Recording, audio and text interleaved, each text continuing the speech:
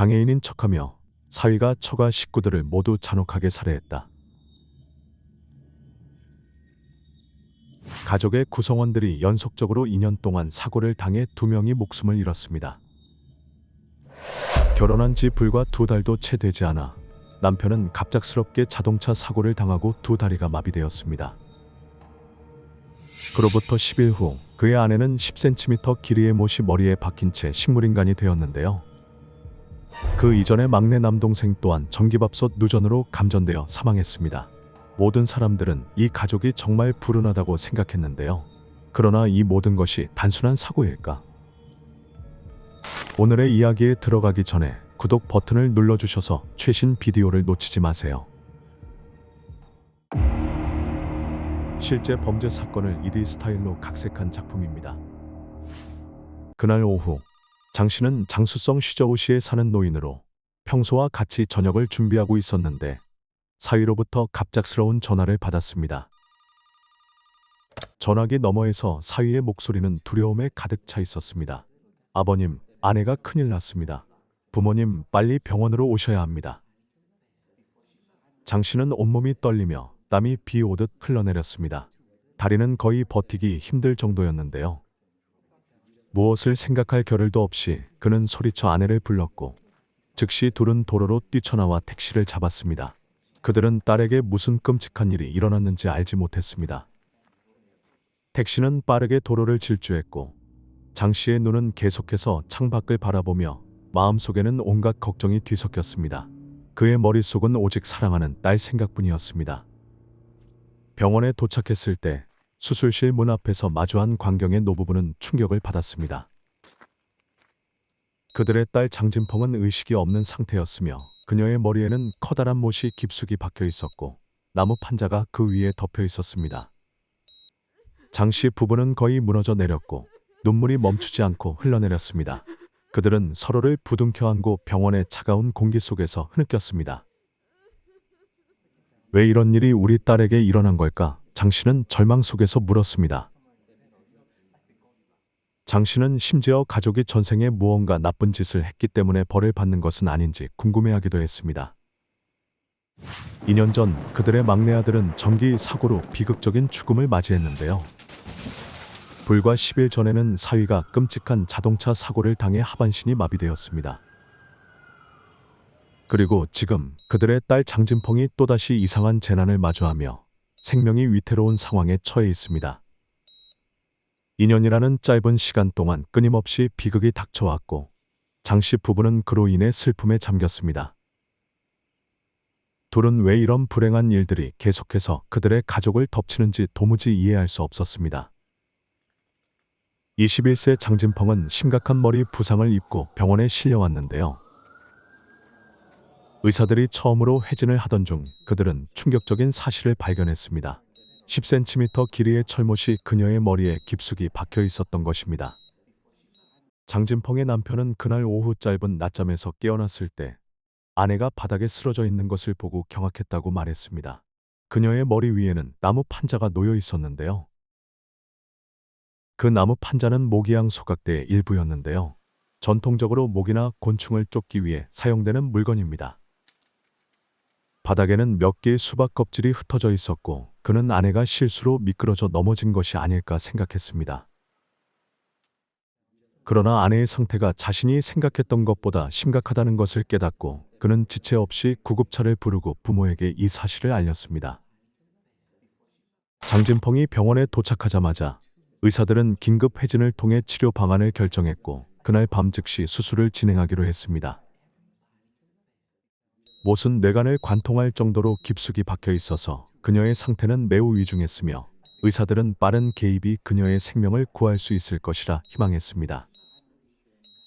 그러나 의사가 장진펑의 머리에서 못을 뽑아내기 시작하자 놀랍게도 이상한 사실을 발견했는데요.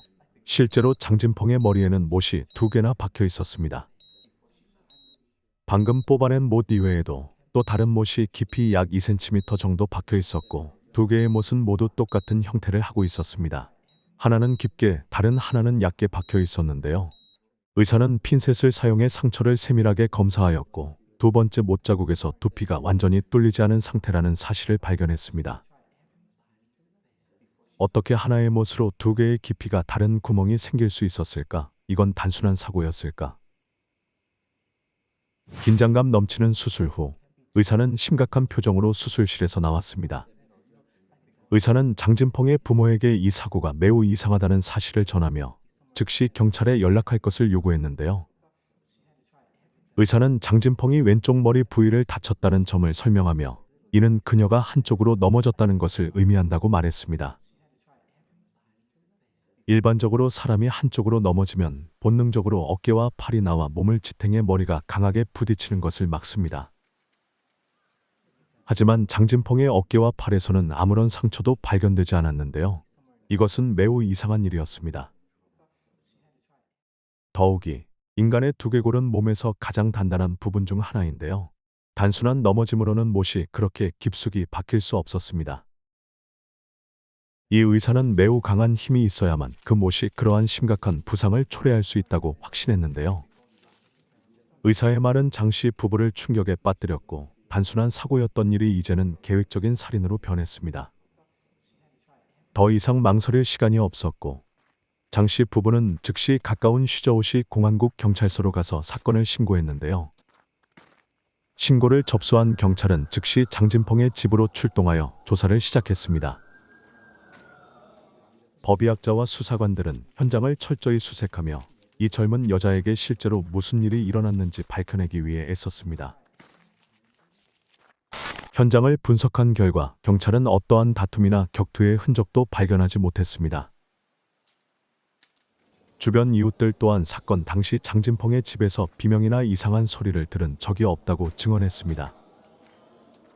그러나 장진펑의 심각한 부상과 의사들의 상세한 진단을 토대로 경찰은 여전히 이것이 단순한 사고가 아니라고 판단했습니다. 그들은 누군가 장진펑이 방심한 틈을 타 강한 외력으로 그녀의 머리를 공격했다고 판단했는데요.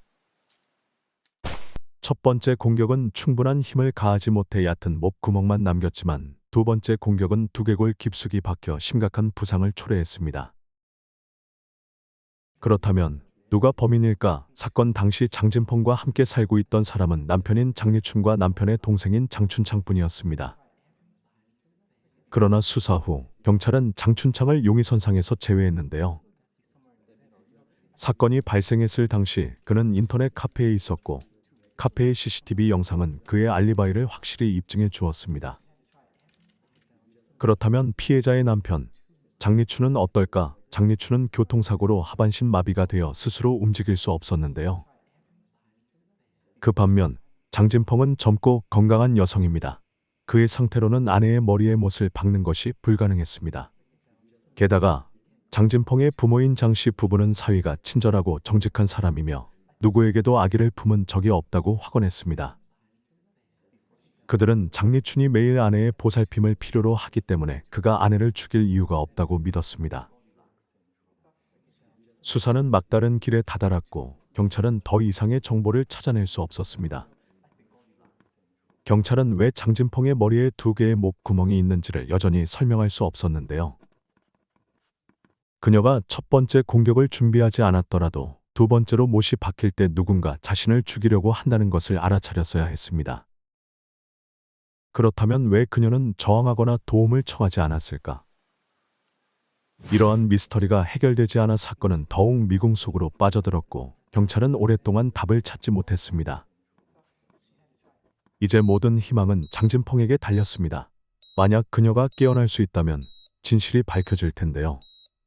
하지만 불행히도 4시간이 넘는 수술 후에 의사들은 그녀의 생명을 구하는 데는 성공했지만 장진펑의 뇌는 심각한 손상을 입어 그녀는 언어 능력을 상실하고 반신불수가 되었는데요.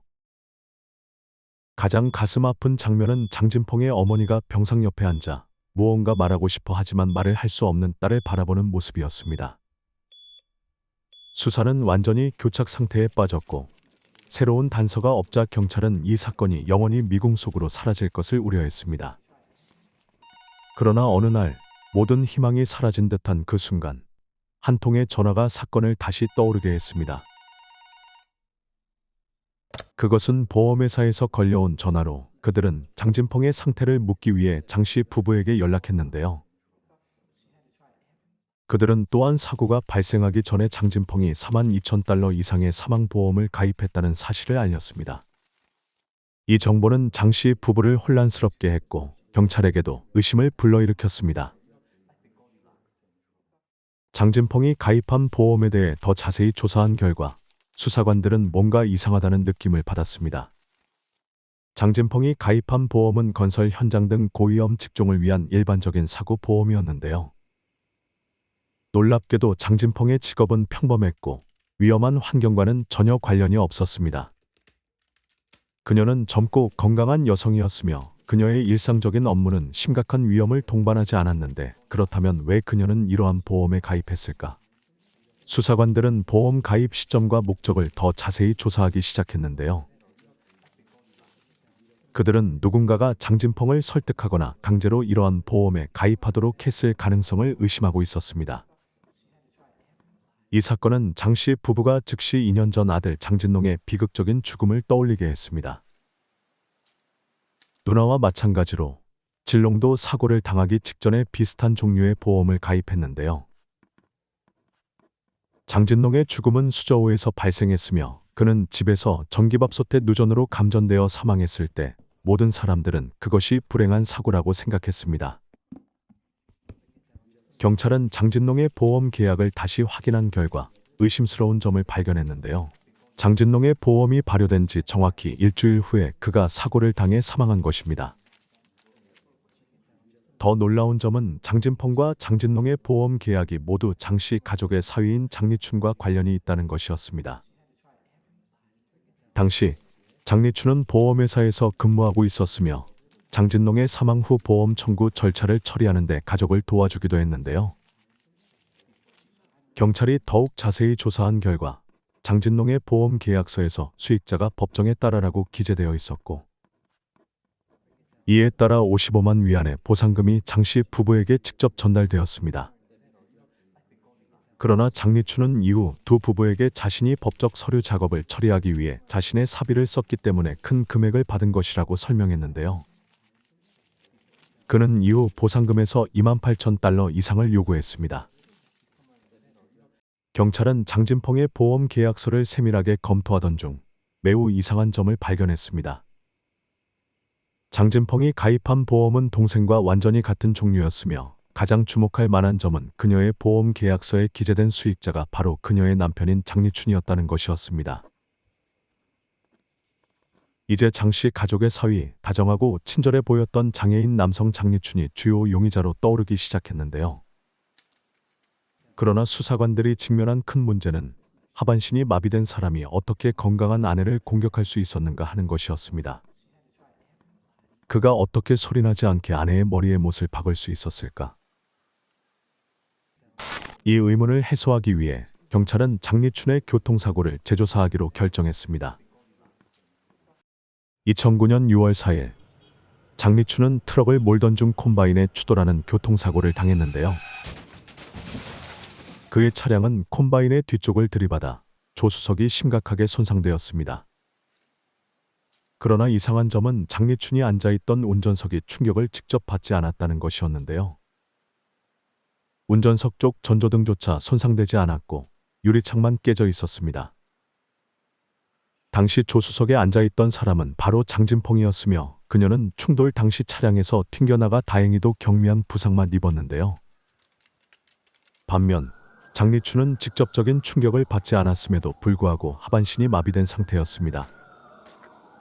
전문가들이 사고 차량을 세밀히 조사한 결과 주목할 만한 점은 운전석이 거의 원형을 유지하고 있었다는 것인데요. 이는 장리춘이 입은 부상과는 모순되었습니다. 경찰의 분석에 따르면 운전석에 앉은 사람은 충돌 시 머리가 앞으로 밀리며 부상을 입게 되지만 다리는 심각한 손상을 입지 않는데요. 그렇다면 왜 장리춘은 하반신이 마비되었을까요? 이 사건의 이상함을 인식한 경찰은 장리춘의 부상을 더욱 면밀히 조사하기로 결정했는데요. 바로 이때 장리춘이 갑자기 사라졌습니다. 그는 장 씨 부부에게 북경으로 진료를 받으러 간다고 말했지만 실제로 그는 북경으로 가지 않고 장쑤성 레닌강으로 도망친 것이었습니다. 실제로 그는 북경으로 가지 않고 장수성 레닌강으로 도망친 것이었습니다. 왜 그는 바로 이 시점에 도망쳤을까요? 장진농과 장진펑에게 일어난 일들은 모두 사전에 계획된 범죄였을까요? 곧이어 경찰은 레닌강의 한 인터넷 카페에서 장리춘의 흔적을 발견했습니다. 감시 카메라 영상을 확인한 경찰은 모두 충격을 받았고 자신들의 눈을 믿을 수 없었습니다. 영상에서 장리춘은 휠체어를 전혀 사용하지 않았고 대신 완전히 정상적으로 걸어 다니며 계단을 오르고 내렸는데요. 장리춘이 그동안 거짓말을 해왔고 모든 것이 진실을 감추기 위한 치밀한 연극이었다는 사실이 드러났습니다. 장리춘이 경찰에 체포되었을 때 그는 여전히 휠체어에 앉은 척하며 자신이 마비되었고 아내가 사고를 당했다고 주장했는데요. 그러나 경찰이 감시 카메라 영상을 제시하자 진실이 드러났고 장리춘은 더 이상 연극을 지속할 수 없었습니다. 이 시점에서 장리춘의 끔찍한 범죄가 마침내 드러났습니다. 불쌍한 장애인 남편이라는 이미지 뒤에 사실 장리춘은 냉혈한 살인자였는데요. 그가 저지른 모든 일은 끝없는 탐욕에서 비롯되었으며 돈에 대한 갈망은 그를 인간으로서의 본성을 잃게 했습니다. 장리춘은 자신의 목적을 달성하기 위해 사랑하는 사람들마저 해치는 것을 서슴지 않았습니다. 장리춘은 1985년 장수성 레닌강시의 농민 가정에서 태어났습니다. 비록 집안 형편이 부유하지는 않았지만 장리춘은 어릴 때부터 부모의 사랑을 듬뿍 받으며 자라났는데요. 이로 인해 그는 고집이 세고 화를 쉽게 내며 인내심이 부족한 성격을 가지게 되었습니다. 2006년 장리춘은 수저우로 일자리를 찾아갔고 그곳에서 3살 어린 장진펑을 한 모임에서 만나게 되었는데요. 두 사람은 빠르게 사랑에 빠졌고 얼마 지나지 않아 동거를 시작했습니다. 이 관계는 비교적 순조롭게 진행되었는데 2007년 4월 장진펑의 동생인 장진롱이 수저우에 왔을 때부터 문제가 생기기 시작했습니다. 장진롱은 자신의 사업을 시작하기 위해 누나와 장리춘에게 큰 돈을 빌렸는데요.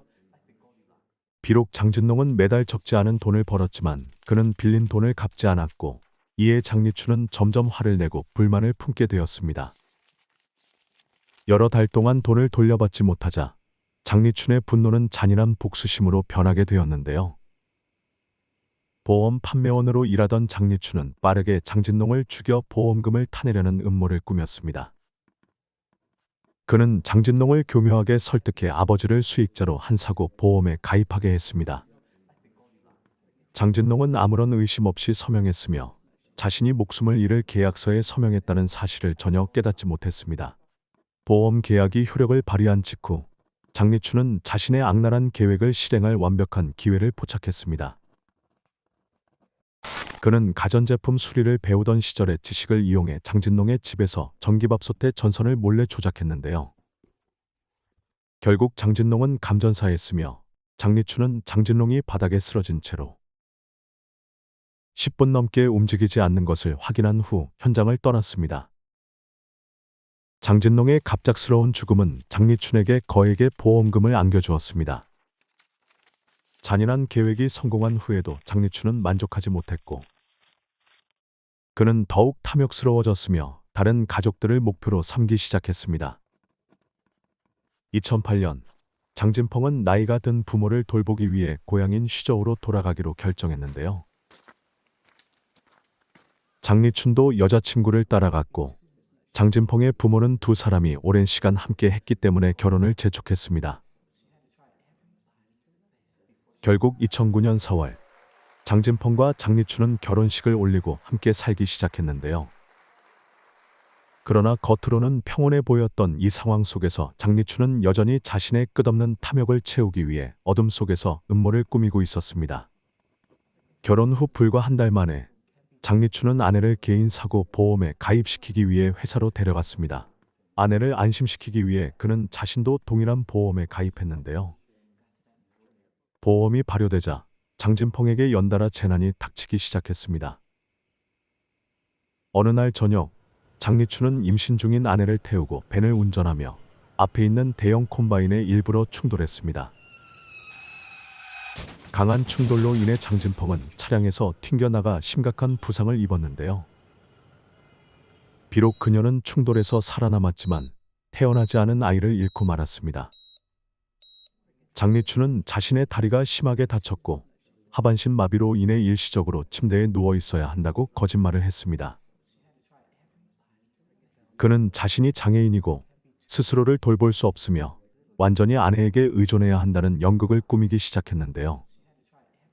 계획이 실패하자 장리춘은 매우 억울해했고 얼마 지나지 않아 두 번째로 아내를 살해하려는 계획을 세웠습니다. 장리춘은 사촌에게 간단한 모기향 소각대를 만들게 하고 그 소각대에 10cm 길이의 못을 박아두었습니다. 그의 계획은 아내가 미끄러져 모기향 소각대 위로 넘어져서 못이 두개골에 박혀 죽음을 맞이하는 것처럼 보이게 하는 것이었는데요. 그 운명의 오후, 장진펑은 하루 일을 마치고 피곤한 상태로 집에 돌아왔고 장리춘은 몰래 수면제를 오렌지 주스에 섞어 아내에게 건넸습니다. 장진펑이 깊이 잠들자 장리춘은 미리 준비해둔 망치와 철못을 사용해 아내의 머리를 향해 내리쳤습니다. 현장을 조작하기 위해 그는 미리 준비해둔 수박 껍질을 아내의 신발 밑창에 문질러 그녀가 실수로 수박 껍질을 밟아 넘어졌다는 상황을 꾸몄습니다. 아내가 움직이지 않는 것을 확인한 후 장리춘은 즉시 구급차를 부르고 장진펑의 부모에게 사고 소식을 전했습니다. 장리춘의 연극은 매우 교묘하게 이루어졌지만 그는 경찰이 장씨 가족에게 연달아 일어난 기이한 사건들을 깊이 조사하기 시작하면서 모든 범죄가 드러날 것이라고는 예상하지 못했는데요. 진실이 드러나자 장씨 부부는 극도의 슬픔에 빠졌습니다. 그들은 아들을 잃었고 범인은 다름 아닌 그들이 믿고 친아들처럼 여겼던 사위 장리춘이었습니다. 더욱이 딸 장진펑은 여전히 병상에 누워 있으며 언제 깨어날지 모르는 상태였고 가족의 재정 상황도 점점 악화되고 있었습니다. 장진펑의 보험 계약서에서 수익자가 장리춘으로 되어 있었으며 보험 약관에는 수익자가 고의로 피보험자에게 상해를 입히거나 해를 가할 경우 보험금 지급이 거부된다고 명시되어 있었는데요. 이로 인해 장씨 가족은 딸의 치료비를 충당하기 위한 어떤 보험금도 받을 수 없게 되었습니다. 장씨는 노쇠한 몸에도 불구하고 생계를 유지하고 가족을 부양하기 위해 다시 일을 해야 했습니다. 살인자 장리춘은 체포되었고 모든 사람은 그가 법의 엄중한 심판을 받기를 바라고 있었는데요. 그러나 법정에서 예기치 않은 일이 발생했습니다. 재판 중 장리춘이 갑자기 이전의 모든 자백을 철회한 것입니다. 그는 차분하고 심지어 냉정한 태도로 자신이 장진농의 죽음과 아무 관련이 없으며 모든 혐의를 부인한다고 선언했습니다. 장리춘의 평정과 무관심은 마치 날카로운 칼처럼 장씨 부부의 가슴을 찔렀습니다. 그들은 자신들이 한때 사위로 여겼던 사람이 법정에서 웃고 떠드는 모습을 지켜봤고 그가 자신들의 아들을 죽이고 딸의 목숨까지 위협했다는 사실에 절망했습니다. 실망스러운 재판이 끝난 후 두 노인은 서로를 부축하며 절망과 무력감에 빠져 집으로 돌아왔는데요. 그들은 딸 장진펑이 의식 없이 누워있는 모습을 바라보며 눈에는 공허함과 슬픔만이 가득했습니다. 살인자는 잡혔지만 그들 앞에서 유죄 판결을 받은 적은 없었는데요. 변호사는 장진펑의 어머니를 위로하며 지금 가장 중요한 것은 딸의 치료와 회복에 집중하는 것이라고 조언했습니다. 만약 장진펑이 깨어나서 말을 할 수 있다면 그녀는 살아있는 증인이 될 것이며 장리춘은 더 이상 죄를 부인할 수 없게 될 것입니다. 그러나 이것은 시간이 필요하고 또한 희망이 필요한 일이었는데요. 장진펑이 위기를 극복하고 돌아와 모든 진실을 말할 수 있을까? 또한 시청자 여러분, 이 슬픈 사건에 대해 어떻게 생각하시나요? 댓글로 여러분의 의견을 남겨주시기 바랍니다. 오늘의 얘기를 들어주셔서 감사합니다. 다음 사건들도 기대해 주세요. 구독과 좋아요 부탁드립니다.